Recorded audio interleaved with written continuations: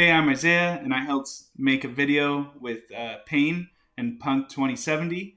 They didn't know what we were going to talk about. None of us really did. What I ended up asking them about was Tiffany and Company entering the NFT space, and I need to issue a correction because um, I said that all the Punk's traits would be represented with gemstones. There are actually enamel squares that are colored, so I misspoke there. Payne talks about how Web2 company can engage the community prior to engaging in Web3. Punk 2070 tells an epic story about how he broke his wrist and, more importantly, why he engages the art community. And we talk about how to onboard friends. Keep in mind, this was recorded a few days ago, which is prior to the NFTiff launch, which happened today. Punk 2070. Okay, this guy is dope, bro. Yo, Punk, thanks for coming on. He broke his wrist from bidding, bro. He broke his wrist. This guy's breaking the bank, collecting art. I really like this guy. He's a special person. I won't do the intro for him. He's super dope. I'm glad he doesn't really do videos. He's a very I love his hot takes about the space. He's very mature, very informed. I've had the opportunity to connect with him. He's one of the first people that held the space, allowed me to come up, and we just had some dope conversations about art, music, his work, his expertise, and I think he brings a very cool and informed perspective on what it is to be like an artist in Web3, a collector in Web3, and he's the most disruptive person I've communicated with in the space. So, Punk, do you want to kind of talk about yourself? It's free format. This is recorded. We won't dox you or anything, but I appreciate you even just reaching or coming in. And you can talk about whatever you want. Any hot takes of the day. If you're ready. Hold on 1 second. He's calling me. Yo, homie. All right, don't worry, bro. He's working right now, so Okay. he just called me. Yeah, we'll just hop in whenever, all right, homie? I appreciate you. All right, no problem, homie. He's huge. I'm not gonna dox him, but he does some cool stuff. Yeah. Where he's located. Working now? Yeah. We Oh, hear he's you. There you got go. Punk What's going on, 2070. fellas? Let's get How it. are we? What's We're just going having on? conversations about art and creativity. I kind of bombarded the podcast with it. I brought in a couple of cool artists in the space, and I think this was super cool, man. I'm all about inviting people up, and thanks for showing up, man. So I kind of gave you a little intro, but I don't think you heard it. But if you want to introduce yourself and just plug in your Twitter or whatever, like I said earlier, Punk is super disruptive in the space. I've had an opportunity to communicate with him fully on just the art, his perspective on collecting, and I love his hot takes about the space. So welcome, Punk. Yeah, hey everybody. I am 2070, and I, as Ashton just said, love to collect art here. I think that it's a very unique place to do that, and I think that the opportunities that you are kind of given here in terms of collecting and helping to build up kind of something brand new is very unique. And I guess that's kind of the very short version of why I do it. Yeah, I think so. You're a CryptoPunk holder, right? And I've got one question for Yes. you. So you're a Yeah. CryptoPunk holder.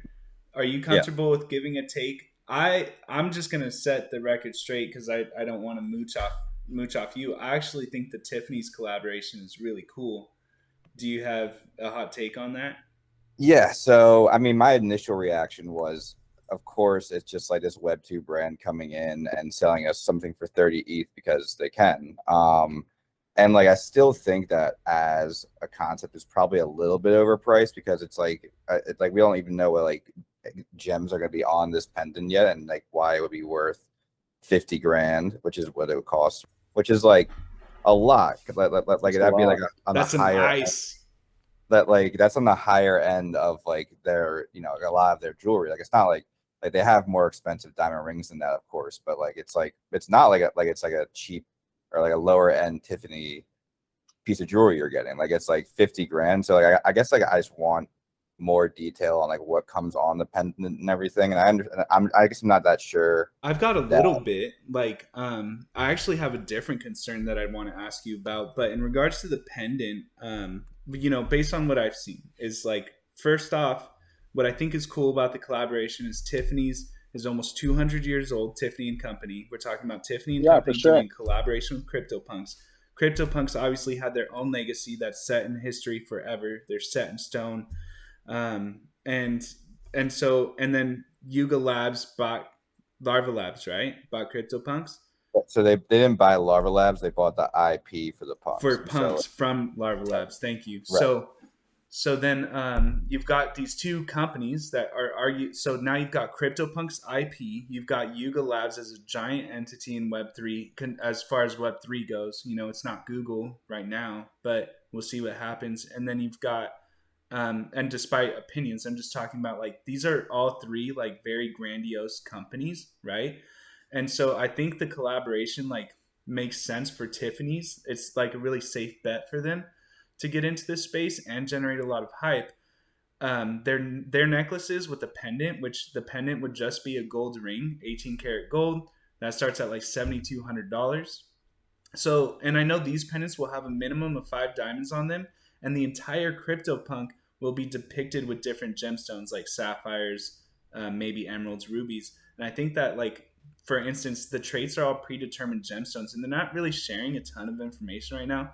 But I know, like, the CryptoPunk, like 3D glasses, for instance, is like a ruby baguette, which is like a long gemstone, and that will be like the lens, right? So there's a little bit of detail. Like, don't get me wrong, like, that's very cool. And like I can definitely see like the appeal of having it. I guess it's just I don't know. Like I've never really been the kind of guy who would spend 52 grand on a piece of jewelry for myself. It's just not something that I would ever do. Never. You'll break your wrist on a bid. Yeah. Oh yeah. So I did break my wrist on Saturday this week. It was like the least cool story ever too. I was like sitting just like talking and my legs were crossed, and so I had to stand up pretty quickly because someone like called me into the house. I didn't realize how asleep my leg was, and so like I basically like started like almost running right away, and then when I tried to put all my weight on the leg that was asleep, I like collapsed, and then like tried to catch myself with my hand, but like my wrist like bent backwards, and so now it's the bone chipped in my wrist. I'm sorry for laughing. You gave the warning. You gave the warning. You still caught me off guard. That's funny. I really wish I had a better story for it. I might come up with a better one. Just, in its own way. You should gaslight it. Just like throw some gas on that story. Be like, I was bidding on this like Tiffany fucking 50 ETH piece, and then my wrist it broke. I'm joking, but can I just add something about the Tiffany thing? What I was like hoping to see from them was that like they had like maybe participate in the community a little more. May have even like approached it like, all right, if you buy this Tiffany pendant, it comes with an NFT that is the authentication of this jewelry, right, from Tiffany's, a certificate, and that way, like I'm all about like call people in as opposed to call them out. Like what I have an issue with is like, let's say I want to buy a Tiffany thing, like why is it 30 ETH? What am I getting? Be transparent about it, but instead, they were like, buy this 30 ETH piece, and like there's like only 250 of them. It's like, what am I getting for that? Whereas I think the other approach, and let's just use Rolex as an example. Like I think in the future, what we'll see is like you buy a Rolex, the certificate of authentication is an NFT. So if I were to buy this Rolex from somebody, it's like I know he's a holder of it, he owns it, I can confirm it on the blockchain, and then the certificate that validates that this is an authentic Rolex piece. And there might be certain details like the knob, you have a picture of the knob, or like you have a picture of like the dials, and you can confirm that on as an NFT. Like that's what I'm hoping to see with this technology is like, why try to finesse? Like, like you already have your fan base, just try to like invite them in to participate as a holder of NFTs, as opposed to being like, oh, there's a huge community and people are buying punks for like 100K or they're buying Bored Apes for 100K. Like, let's get a part of that action. It's like, bro, that doesn't make any sense to me. Like, why would you do that to yourself? Like, and no hate, no shade. It's just, I feel like there's a lot of misinformed, like bad actors in the space that try to like, be predatorial towards the community, as opposed to be like, hey, like there's an opportunity. We want to like participate in this like new thing, this new development that we see as a long-term, like, asset or like, tool. And just like, hey, if you buy this Tiffany piece, it also comes with an NFT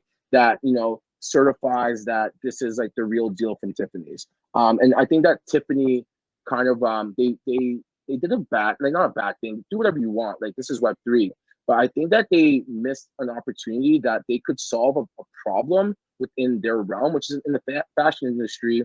Bootlegging costs companies millions, probably billions of dollars every year. So how do I be proactive as opposed to reactive to this problem? Well, NFT solves that bootlegging issue. Like if I buy a Louis Vuitton bag, how do I know it's real? It should come with an NFT with certain indicators that match on the bag to the NFT and certain characteristics. There's a And lot of this is the, questions, right? Like that you're bringing up something that I'd like to see too. There's just a lot of questions on like how to execute that.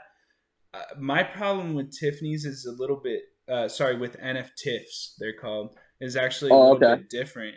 I'm buying the NFTiff ENS and I'm gonna Yeah, yeah, watch. I'm gonna yeah. do There it, you bro. go. That's the move right now, honestly. That's NFT, right? It's like you can do that in the space. So, but you've got a lot of what you said I really appreciated. Um I think though it's really hard to onboard people to utilize Web3 technology appropriately. Usually, like probably the mass onboarding tool is going to be a custodial wallet, right? Buy it with your credit card. And then when you want to use the incentives or transfer it or something, it's like, okay, well, you got to like get it in your wallet now. That's probably how we're going to onboard the community.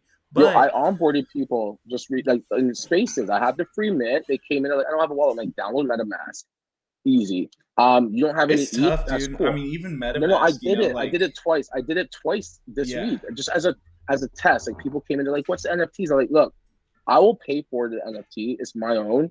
I will mint it. I'll pay gas. There's nothing on your part. I'll just transfer it to you, and then whatever you do with it, cool." But I think that like there is no manual, and like I maybe Punk can talk more about this because he's been in the space for longer than I well, I have, did and have he's a a collector of mine. question, like Oh, not Yeah. go for it. about He's on. onboarding. You Yo, guys are be gonna, mindful of his time. Be mindful of his time, though. yeah, He's a yeah, busy guy. okay. I've got No, I'm all good.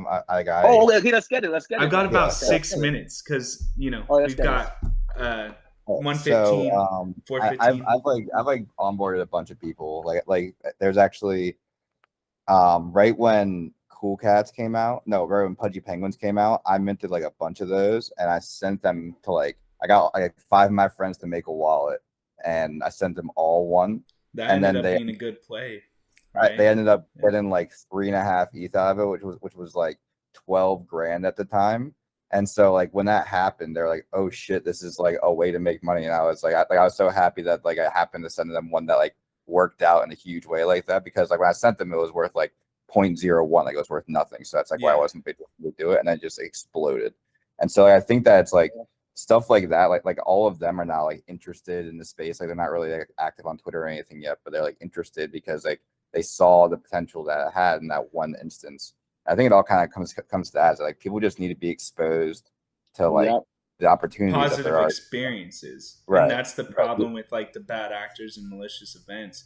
for I sure. wanted, like, exclusivity wise, I think my biggest beef with NFTiffs is there's 10,000 punks. I don't know how many unique holders there are. In fact, no one really does because these wallets aren't KY.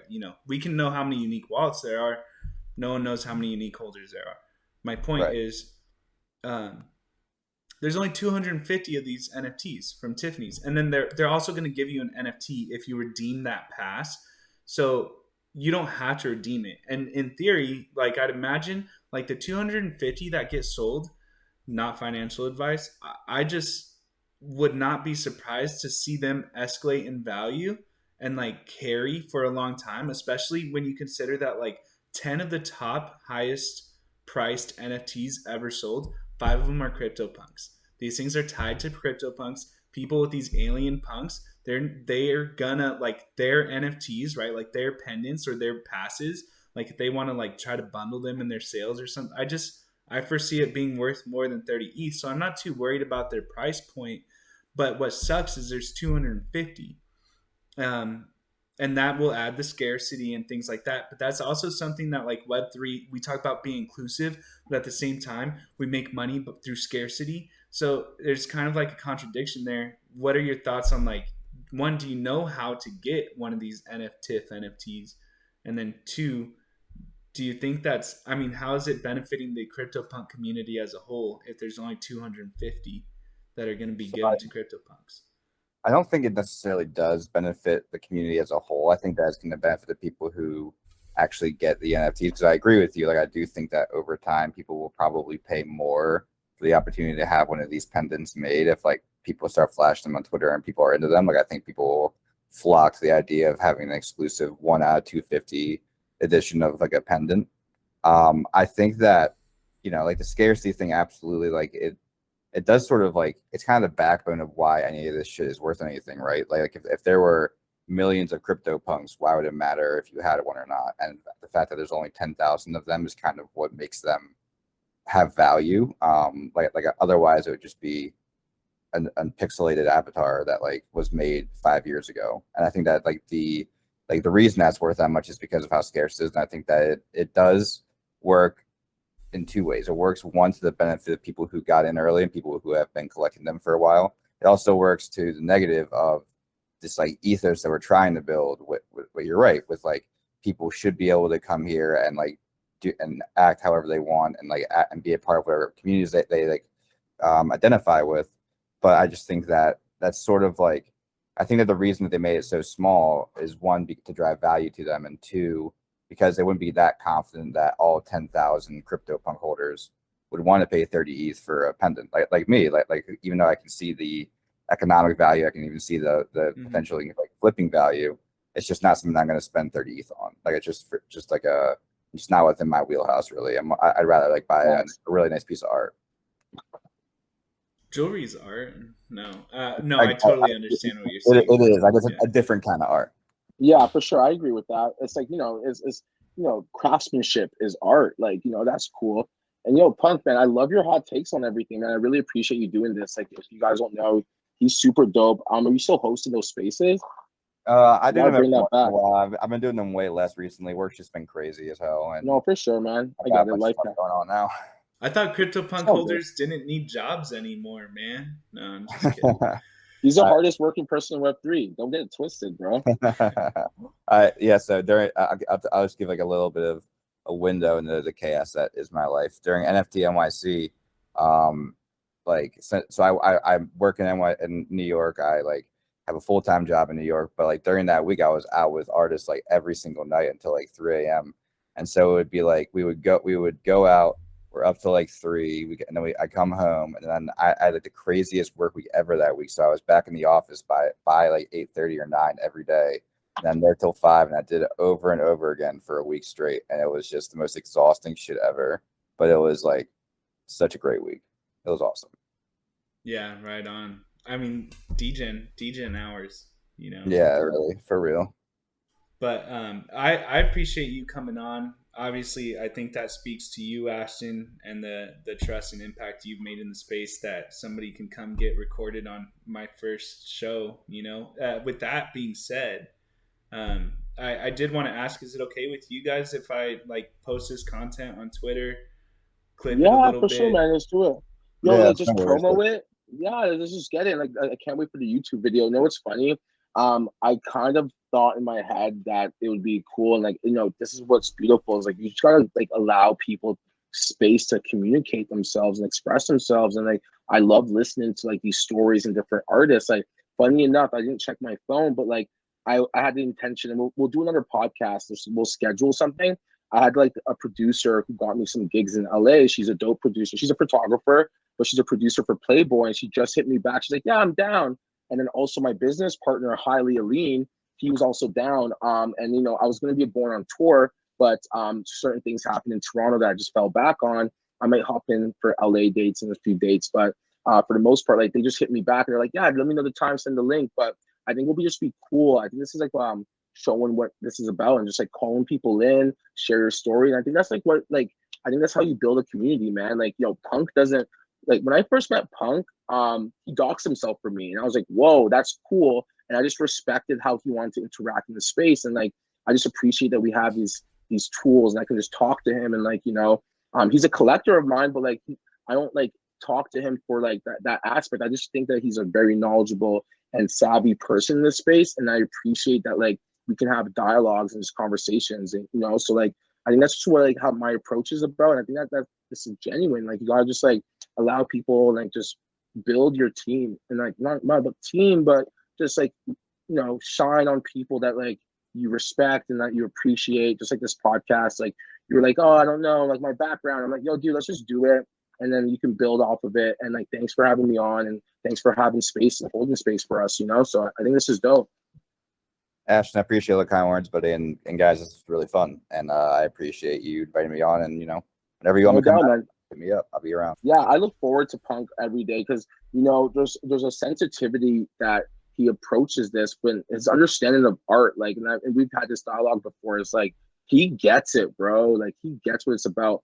For those who don't know, you know, my pussy power description is actually his, and I messed up because I rushed to mint it, and it was one of his tweets, and I was like, hey man, sorry I did this, and he was so cool. He's like, yo bro, like no problem. And like, I just appreciate people that can, it wasn't a formal collaboration, but the fact is he's really about the community, and I love that because like, you can tell like who's about the community, who's about the individual. Everyone talks about web like 3, but like I see a lot of web me, and I don't like, that's not what I'm about, and I don't think Punk is about that. And I love it's that. clear too with the way you're allowing me to talk and just chill. I mean, we actually talk on a semi-regular basis, but also your first comment about NFTiffs was like, well, I wish that they kind of like belonged to the space a little bit first, right? Yeah, come on, bro. And there's so much validity to that, and that's why a lot of people are like really missing the mark and doing some things, whether it was well intended or not, they're not like resulting well.